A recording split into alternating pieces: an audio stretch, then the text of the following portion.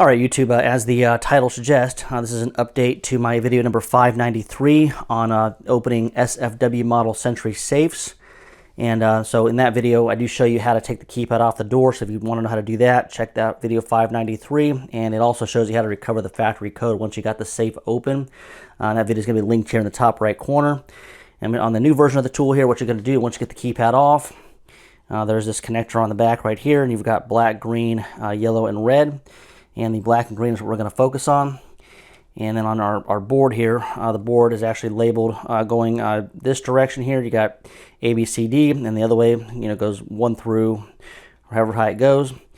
And to make this actually work, you're going to have to connect one of your cables into the black connector on the safe, the other one into the green.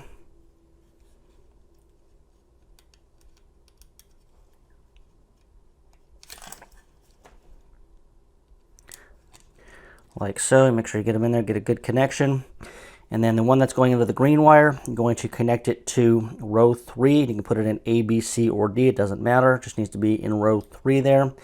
And then the other one that's connected into the black connector, that needs to be connected to row 8, either B, C, or D.